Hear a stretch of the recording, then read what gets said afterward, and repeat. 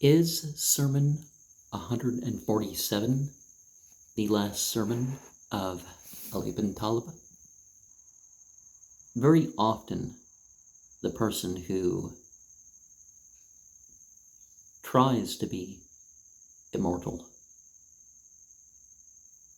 is the person who approaches death in that.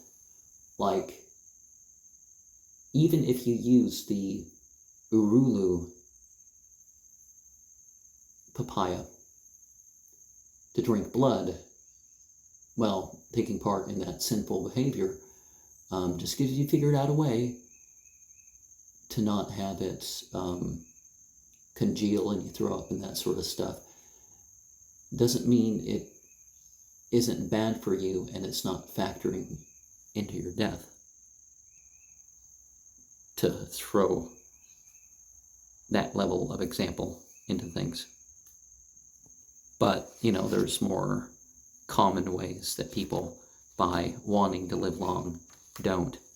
Nowadays, all this transformed food and stuff like this, people think that they're better people than everybody because they either are or they try to be vegetarian or vegan or whatever, rather than focus on actual healthy living and balance. I mean, the oldest living two people in modern history, it's not Tibet, it's, what's that other country? And that Chinese guy, they weren't vegetarian. No one who's lived to be over 120 that I know of was vegetarian. Much less one that's lived past 137, which I think is the oldest living American that was. What we should focus on is the two sources of guidance for this age. What has been revealed to Muhammad and what Muhammad has been inspired towards. You can find support of everything good and everything true in that. You can find discouragement towards everything evil or ignorant. But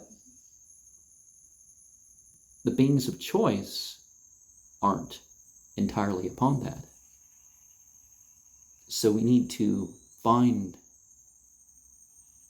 the fruits of Islam, the shade of Islam, and be a part of that, to keep company with those who have continued the tradition, to understand the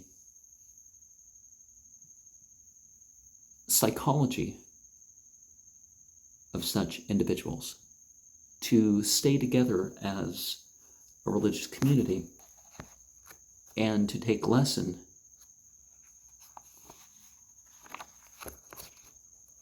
from those who are on the right. This is the tradition beyond what's merely artful or quickly available. Saying 281 reminds us that sensual perception is not the ultimate perception. Like the Greeks had this idea too, that God is the seeing of the seeing, because it's not really even the eyes that see. Something wrong with your brain and your eyes are just fine, then you don't see. They figured that part out.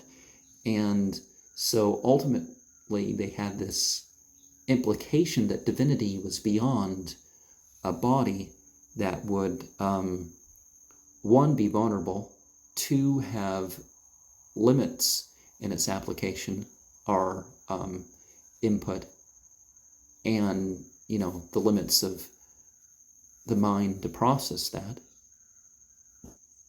Sometimes our sensual perception is going to lead towards us not perceiving things quite how they are. So that's why it's important sometimes to look at things on different levels. I mean, you use your eyes and you might want to touch something or whatever, but that doesn't mean you grab things from people. Somebody shows you something, you don't grab it without permission.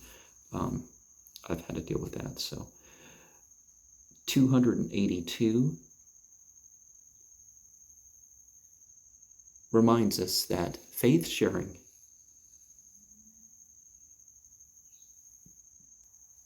is prevented by veils of ignorance. Saying 283